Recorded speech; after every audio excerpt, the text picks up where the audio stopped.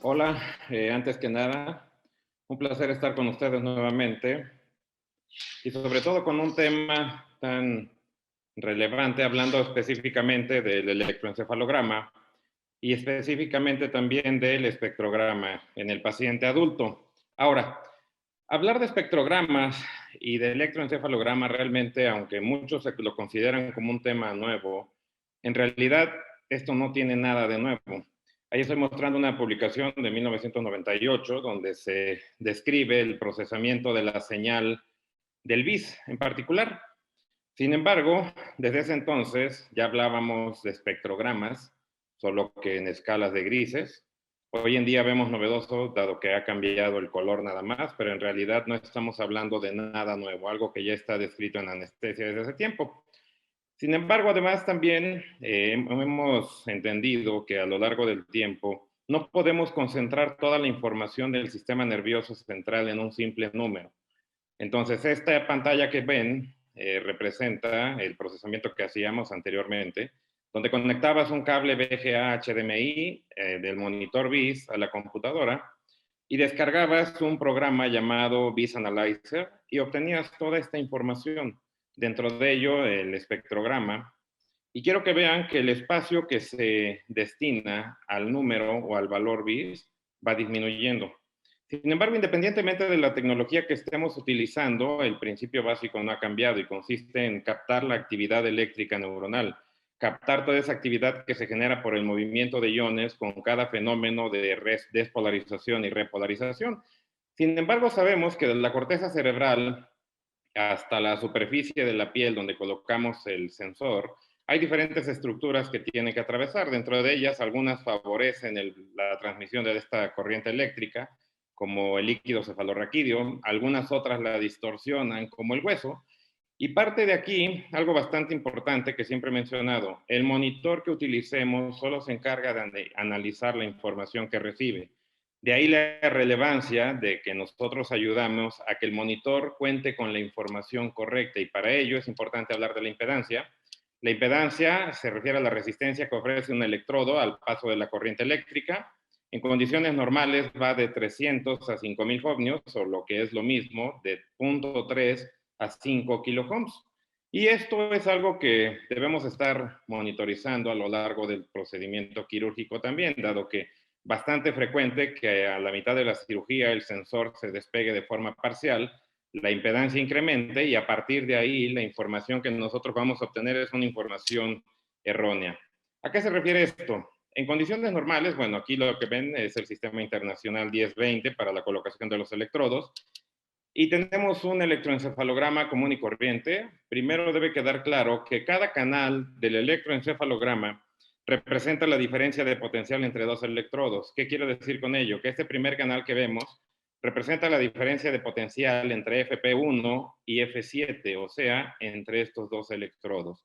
El siguiente canal representa la diferencia de potencial entre F7 y T3, el tercero entre T3 y T5 y así sucesivamente. ¿Qué quiere decir esto? Que aquí estamos hablando de un montaje bipolar.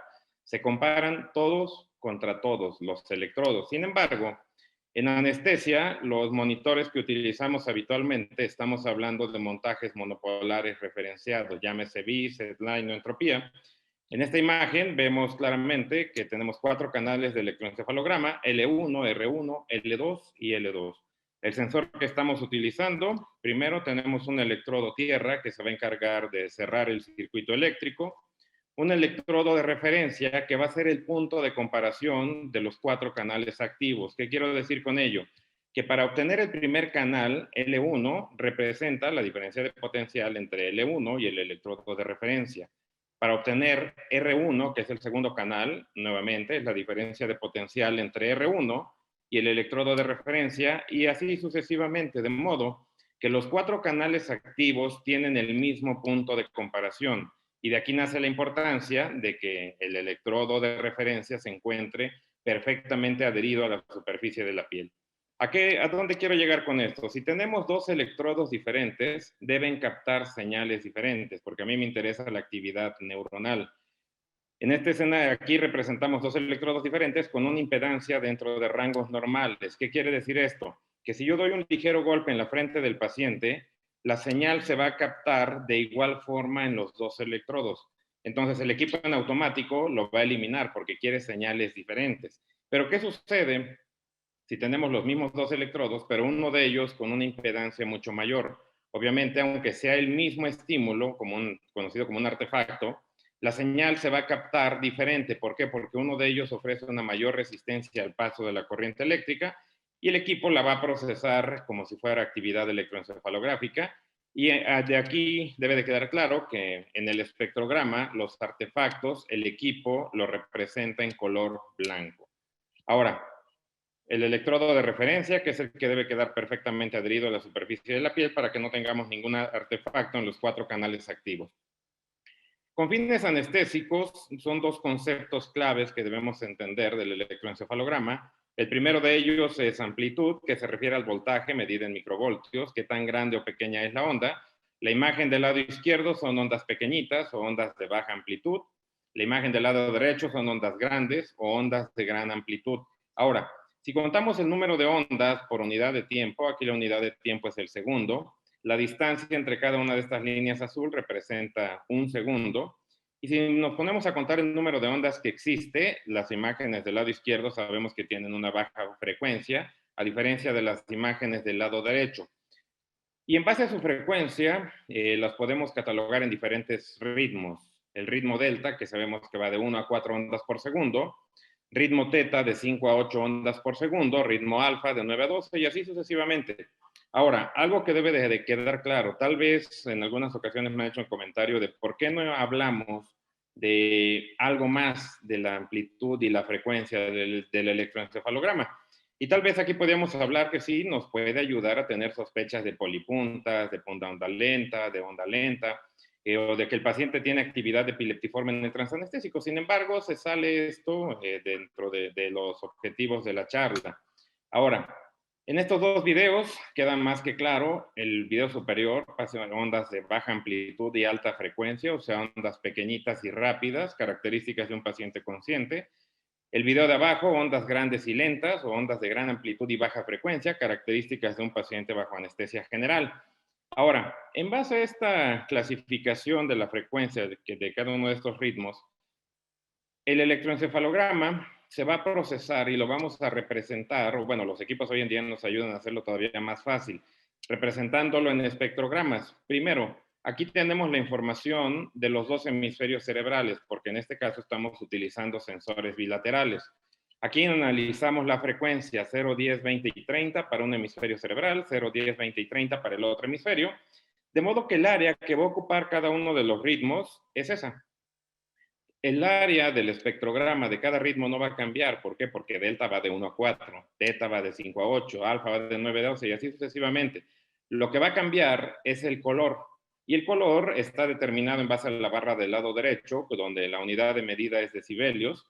Recordemos que los decibelios representan una razón entre 2 proporciones. Nos dicen cuántas veces más o cuántas veces menos, pero no representan una cantidad exacta. De modo que aquellos rangos de frecuencias que se encuentren en una tonalidad azul, yéndonos hasta la parte inferior de la barra, sabemos que ahí se concentra la menor potencia, la menor energía o el menor número de ondas. Y a medida que se va agregando información o actividad eléctrica, el color va cambiando por un verde, por un amarillo, naranja, hasta llegar a un color rojo intenso, de modo que aquellos rangos de frecuencia o aquellos ritmos que se encuentren en coloración roja son aquellos ritmos donde se concentra la mayor potencia, la mayor energía o el mayor número de ondas, como se les sea más fácil entenderlo. Ejemplo, agregamos los rangos de frecuencia. En esta imagen podemos ver que los ritmos que predominan son ritmo delta y ritmo alfa en los 2 hemisferios cerebrales. ¿Por qué delta? Porque delta va de 1 a 4.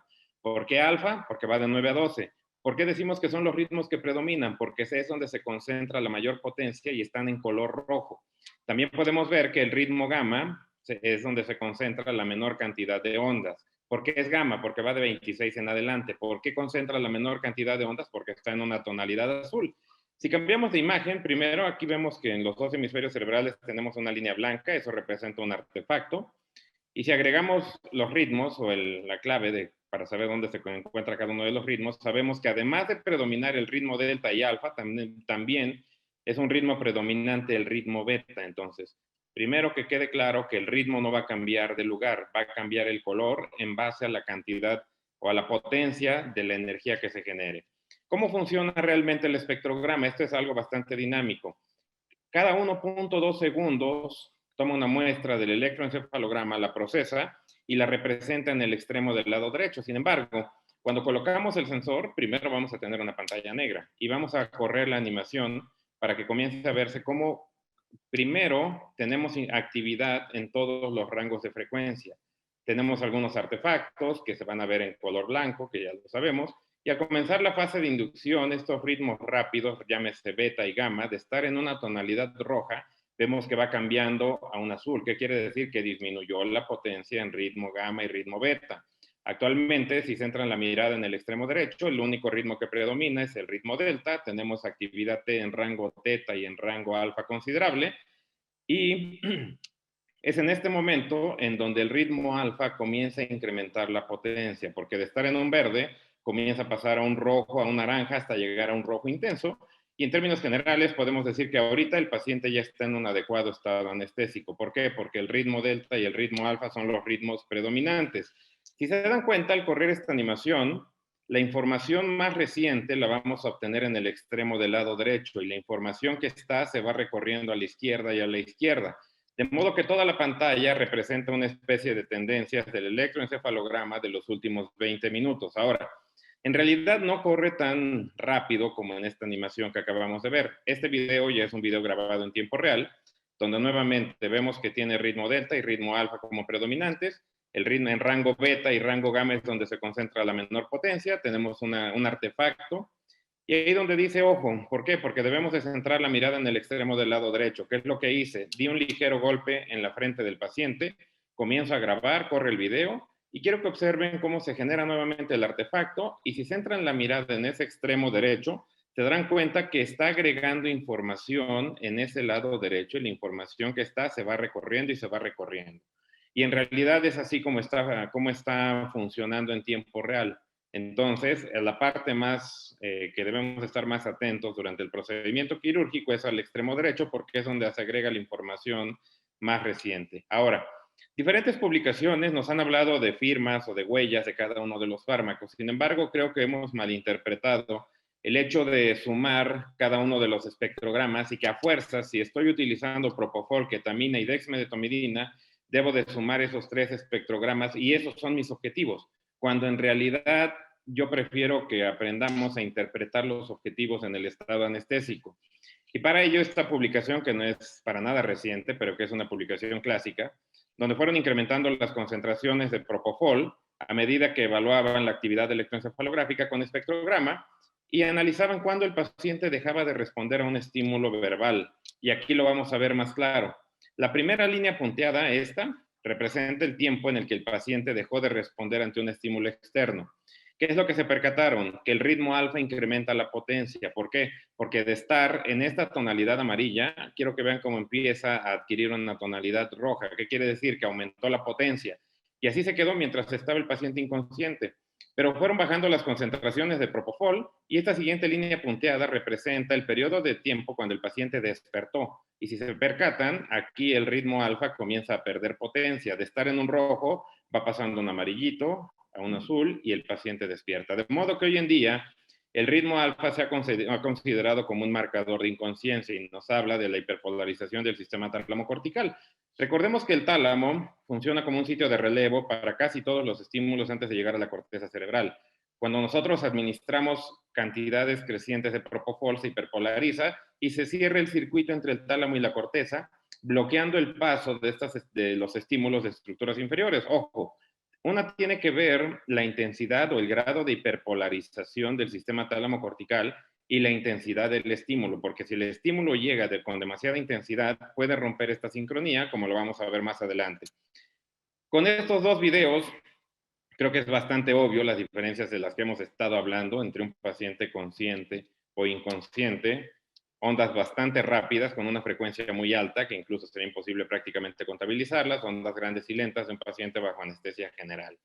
Ahora, recordemos esta imagen nuevamente. Nosotros decíamos que cuando el ritmo alfa va incrementando la potencia, el paciente va entrando en un adecuado estado anestésico, Y cuando la potencia de alfa va disminuyendo, el paciente está emergiendo. Muy bien, quitamos esto y lo aterrizamos un poco.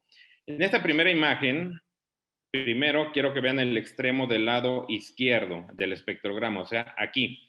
Estamos hablando de que hace 20 minutos el ritmo alfa no era un ritmo predominante. Y conforme ha venido pasando los minutos, alfa fue incrementando su potencia, o sea, de estar en un verdecito, amarillito, pasó a un rojo clarito, un rojo intenso, y actualmente está en un adecuado estado anestésico, a diferencia de este otro paciente. Son pacientes diferentes, por eso la intensidad de los colores es diferente. Pero aquí quiero que vean cómo actualmente alfa ya no es un ritmo predominante. El paciente ha perdido, bueno, el ritmo alfa ha estado perdiendo potencia en los últimos minutos. Y aunque el valor de PSI diga 42, yo este paciente, si tiene un estímulo nociceptivo intenso, el paciente se va a mover. Eso me queda bastante claro. Ahora, otro factor que debemos, bueno, con esto hasta aquí debe quedar claro que si el paciente está emergiendo del estado anestésico, la potencia del ritmo alfa va a ir disminuyendo. Pero también debemos de tener en mente que las características propias del paciente nos determinan el grado o la potencia de la actividad electroencefalográfica, y eso está desde el 2015. Estos son 3 escenarios diferentes, un paciente de 13 años, 40 y 73 años, los 3 en un adecuado plano anestésico, pero se darán cuenta que la intensidad de los rojos es completamente diferente. ¿Y a qué se refiere esto? A los cambios propios del sistema nervioso central.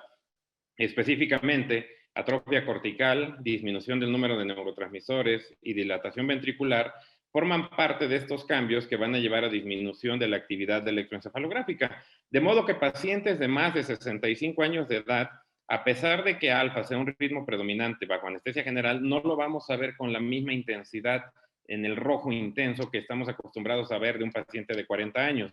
Y aquí entra la variabilidad interindividual. Ahora, ¿qué pasa si en un paciente de 70 años yo me aferro a administrar propofol, propofol, propofol para buscar este ritmo alfa que se ponga en un rojo intenso? Pues obviamente lo voy a llevar a sobredosificación, me voy a ir al otro extremo. Y esta es la imagen desde 1998, donde ejemplifican el brote de supresión. Aquellos episodios de más de 0.5 segundos, donde el voltaje de las ondas no alcance los 5 microvoltios. Esto es de 1998. En 2012 cambió un poco la definición, hablan de menos de 10 microvoltios o una atenuación de más del 50% del ritmo de fondo. Sin embargo, no queda bastante claro en el valor, en el monitor BIS, como lo tenemos configurado habitualmente para visualizar las supresiones. ¿Por qué? Porque ocupa un espacio muy pequeño dentro de la pantalla, y si vemos que el número grande del valor BIS está en 53, ni volteamos a ver el resto de la información. Tal vez vamos a voltear a ver el resto de la pantalla cuando veamos un valor BIS de 0, y ahí sí buscaremos a qué se debe ese valor BIS de 0. Obviamente a que no tenemos actividad electroencefalográfica, y esto es un estado de sobredosificación.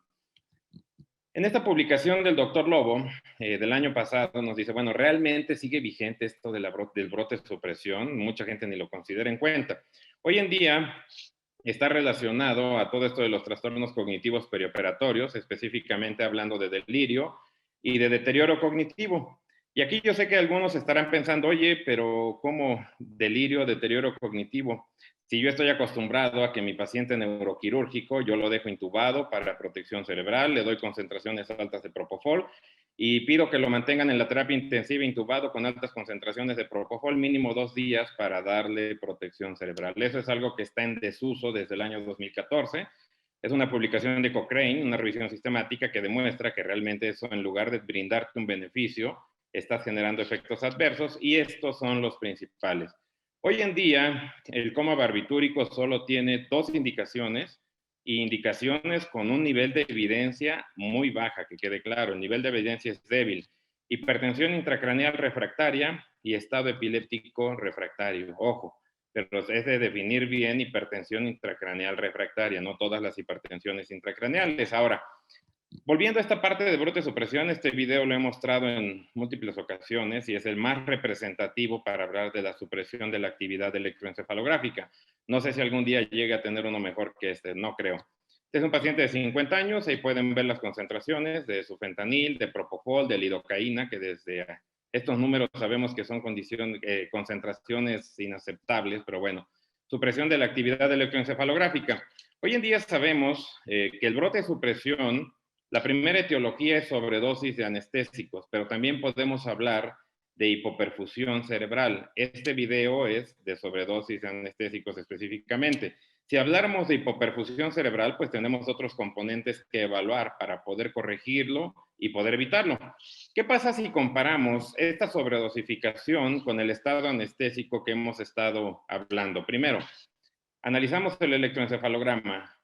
Obviamente queda bastante claro que la imagen inferior es la de ondas de gran amplitud y baja frecuencia que hemos estado hablando de un paciente bajo anestesia general, aún teniendo la misma calibración del monitor, porque este es algo que se puede modificar hoy en día. Segundo, el espectrograma inferior vemos que el ritmo que predomina es un ritmo delta, ritmo alfa, ritmo teta. Tenemos escasa actividad en rango beta y la menor cantidad de ondas se concentra en rango gamma. Pero ¿qué pasa si vamos al espectrograma superior, que es el de la sobredosificación? Todas esas áreas en color negro representan aquellos periodos de tiempo donde el voltaje de las ondas era menor a 5 microvoltios. Y aún así, si intentan quitar esas áreas negras y visualizan el fondo, se dan cuenta que tienen un fondo predominantemente azul. Y el ritmo alfa, o esa área roja que aparece como ritmo predominante en la imagen inferior, que debería de estar aquí, pues no la tenemos. Entonces aquí nace una siguiente conclusión. Hace rato decíamos, si el paciente está emergiendo del estado anestésico, la potencia del ritmo alfa va disminuyendo. ¿Por qué? Porque está emergiendo. Pero si el paciente está sobredosificado por propofol, el ritmo alfa también pierde potencia. ¿Cómo lo voy a diferenciar? Por la presencia de brote supresión. Y para aquellos que todavía titulen sus anestésicos en base a un número, esto representa una especie de tendencias del valor PCI de las últimas 5 horas que duró esta cirugía. Y si se dan cuenta, el valor sube, baja, sube, baja. ¿Se imaginan el estrés de estar titulando a los agentes anestésicos así? Realmente es algo que hoy en día no se debería de utilizar. Ahora, el primer concepto que mencionamos es hablar de supresión de la actividad electroencefalográfica por sobredosis de anestésicos. En este escenario vamos a ejemplificar la supresión, pero por el bloqueo del flujo sanguíneo, o sea, por isquemia cerebral. Es un paciente de 75 años con aneurisma de arteria comunicante anterior roto, con hidrocefalia secundaria que ingresa para la craniotomía, clipar el aneurisma y colocar una ventriculostomía. Primero, el paciente llega intubado, llega con bombas volumétricas, con esa cantidad de fentanil, en 20 mililitros por hora y el propofol en 20 mililitros por hora. Colocamos nuestro setline y obviamente tenemos esa imagen donde el ritmo que predomina, si ven en el piso hay una área roja que corresponde a delta, tenemos escasa actividad en rango teta, tenemos escasa actividad en alfa, pero eso ya es ganancia. Ahora, ¿qué pasa en este tipo de cirugías? Aneurisma roto que va a entrar a clipaje. Tenemos dos momentos, o bueno, un peligro inminente que aumenta la morbimortalidad es la ruptura del aneurisma. La ruptura se puede presentar, durante la laringoscopía por concentraciones inadecuadas de analgesia o durante la disección. Entonces, el riesgo de que el aneurisma se rompa hace que una de las medidas que nos ayude a disminuir esta probabilidad es la presencia de clipajes transitorios, o sea, bloquean el flujo para que disminuir el flujo obviamente del aneurisma. En este paciente se colocaron 2 clipajes transitorios, ahí tenemos los tiempos, en la arteria cerebral anterior de los 2 lados. Pero de un lado tenemos nuestro monitor de setline, o sea, a ver, vamos a ampliar. Ahí tenemos un ejemplo más claro, el aneurisma se encontraba en comunicante anterior. Ahí en el video pueden ver, ya el aneurisma está clipado, se rompe perfectamente sin problema, no tenemos mayor problema con eso. Pero ahora, ¿qué cambios se presentan cuando colocan el clipaje transitorio? O sea, bloquean el flujo sanguíneo a nivel de A1. Este es el espectrograma basal. Quiero que vean la hora, son las 11:20, esto fue en la noche prácticamente, ya casi a la medianoche cuando comenzamos. Vamos a comenzar a correr y nos vamos a pasar hasta las 3 de la mañana, que fue cuando se presentaron los clipajes transitorios, y se dan cuenta cómo presenta brote supresión en el hemisferio del lado izquierdo. Y ese brote de supresión se hace cada vez más marcado, o sea, tenemos imágenes en un negro intenso prácticamente. Fue a las 3 de la mañana los 2 clipajes transitorios. Quiero que vean cómo ya llegamos casi a las 4 de la mañana y el brote de su presión sigue. Comienza a disminuir, pero de forma lenta. El flujo sanguíneo se restableció. Fue únicamente durante 6 minutos intermitentes que se bloqueó la circulación. Entonces son casi las 5 de la mañana y seguimos teniendo brote de supresión aislado por isquemia cerebral. Ahora, ¿qué pasa con esto? Si comparamos eso de posición alternativa del sideline, lo vamos a analizar más adelante. Quiero que correlacionen que lo que tenemos marcado como hemisferio izquierdo en realidad corresponde a esos dos electrodos que están localizados en la región frontal, que obviamente es el objetivo de la perfusión cerebral. Ahora, esta ha sido una pregunta clásica. ¿Qué sucede si el espectrograma no tiene supresiones? ¿Me quedo yo tranquilo, todo está bien, me puedo tomar mi tiempo? Y la respuesta es que depende del escenario. Este otro escenario es un paciente de 27 años, previamente sano, que inicia con cefalea intensa y llega al servicio de urgencias y, como se darán cuenta, tiene un evento hemorrágico cerebeloso que está generando hidrocefalia de igual forma. Paciente de 27 años. ¿Qué quiero remarcar con el video? Primero, que el remifentanil lo tenemos parado. No hemos iniciado ningún agente anestésico. El paciente entró para ventriculostomía porque entró en estupor, obviamente, y tenemos la parte hemodinámica. Y lo que quiero recalcar de esto es cómo se encuentra el espectrograma en el paciente estuporoso por hipertensión intracraneal. Si se dan cuenta, tenemos un fondo azul. ¿Qué quiere decir esto? Que la actividad electroencefalográfica ha disminuido de forma considerable. Y lo que remarco ahí con la punta de la pluma es que tenemos alfa predominante, pero de forma intermitente. Si yo les muestro esta imagen y no les platico el entorno, se pueden dar cuenta y dirán, es un paciente de 70 años que está bajo anestesia general. Pues no, es un paciente de 27 años que tiene hipertensión intracraneal por un evento hemorrágico que está bloqueando la circulación del líquido cefalorraquídeo y que de llegar consciente, alerta, comenzó a entrar en estar somnoliento y actualmente entró en estupor, por lo que entra a colocación de ventriculostomía. ¿Cómo hicimos la inducción? Y de eso se trata este siguiente video. Es un paciente de 27 años, alrededor de 70 kilos, 78 si no mal recuerdo. Como ya tenía alterado el estado de alerta, únicamente utilizamos 50 miligramos de propofol y rocuronio 40 miligramos.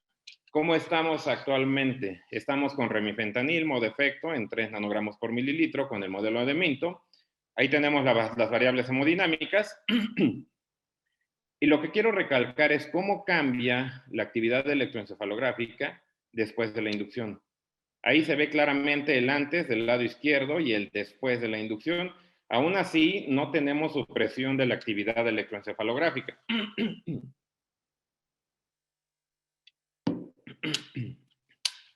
Ese es el antes, abajo tenemos el después de la inducción, únicamente con 50 miligramos de propofol fue suficiente para conseguir el ritmo delta y ritmo alfa como ritmos predominantes en los dos hemisferios cerebrales sin brote supresión. Si ustedes recuerdan, el cráneo es una cavidad cerrada y la presión que se ejerce dentro de ella va a estar determinada por los 3 principales componentes, parénquima, sangre y líquido cefalorraquídeo. Obviamente, el incremento de alguno de ellos va a generar disminución de alguno de los otros dos.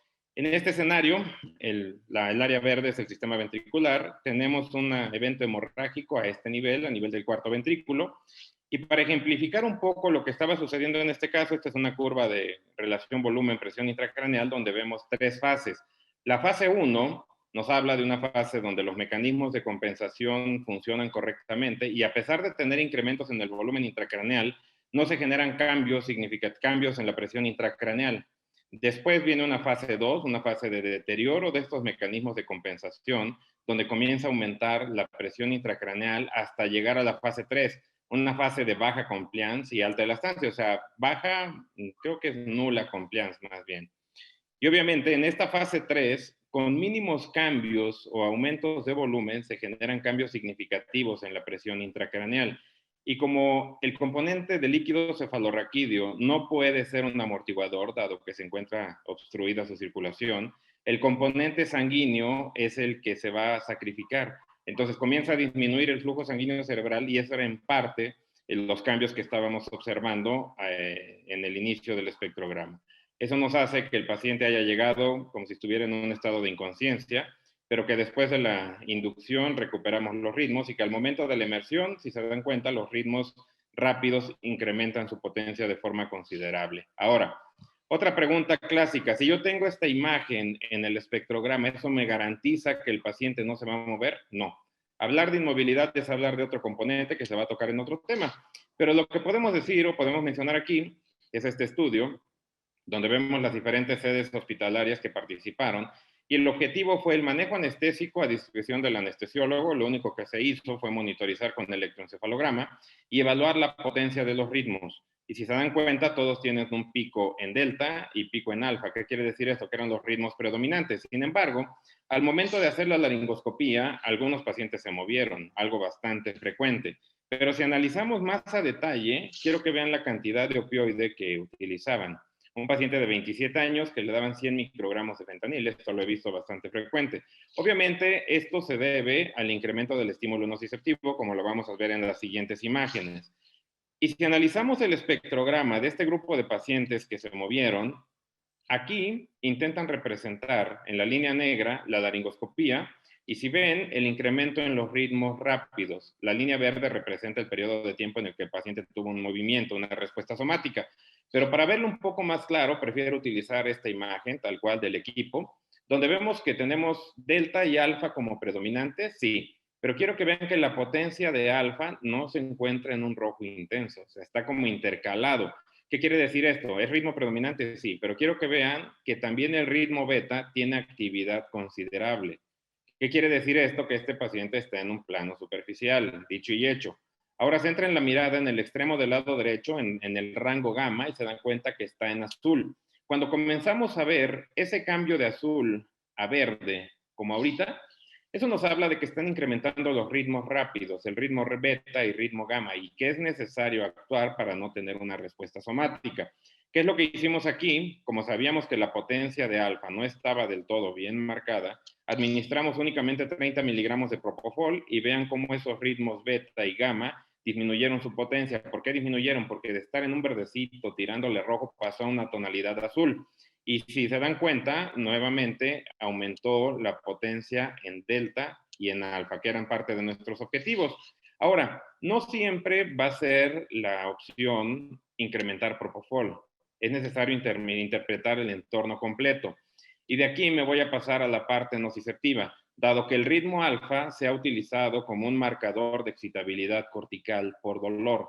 Estas son las publicaciones ya del 2015, del 2018, que ya las hemos analizado en algunas otras charlas, pero esta del año 2019 representa el espectrograma de 273 anestesias generales que se dieron a discreción del anestesiólogo.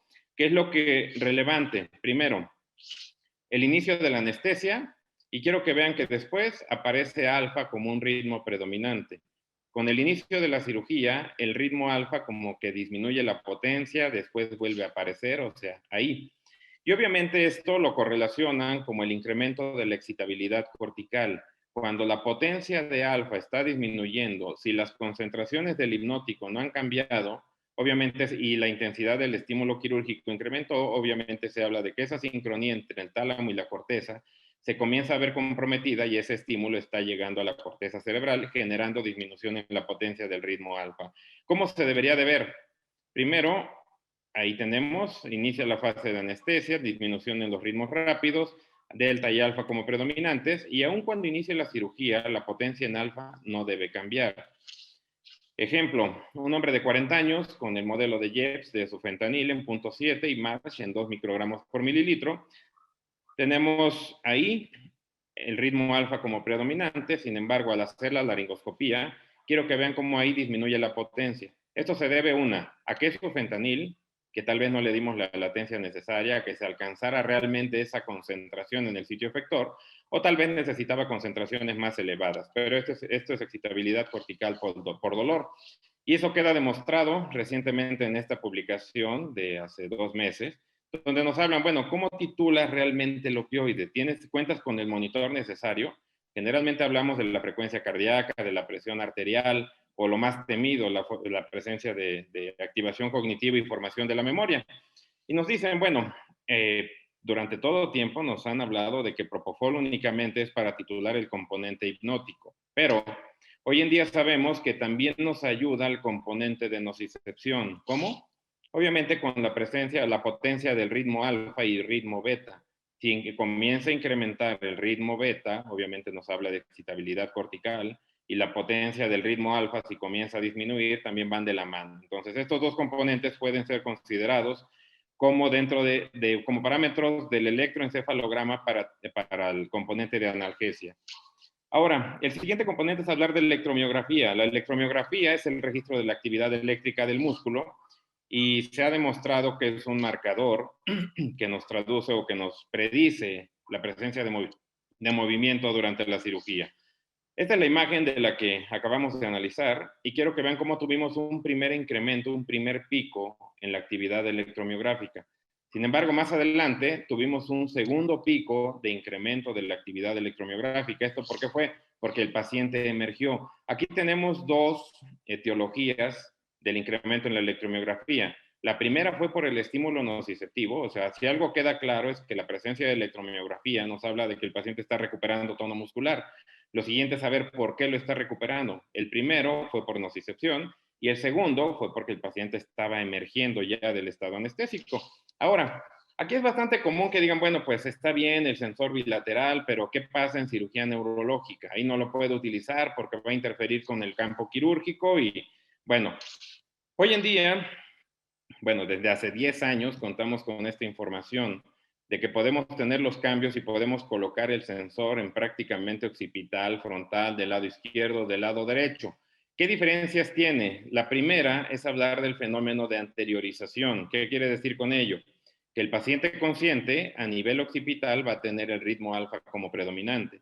Cuando entra en un estado de inconsciencia, el ritmo alfa disminuye la potencia a nivel occipital, o sea, es opuesto al área frontal, junto con la disminución de los ritmos beta y gamma, como lo podemos ver. Entonces, no hay ningún pretexto para no monitorizar con el monitor que tengan prácticamente por el hecho del abordaje. Primer ejemplo, ahora, ahí tenemos un meningioma del seno esfenoidal, donde colocan el neuronavegador y como referencia las fiducias.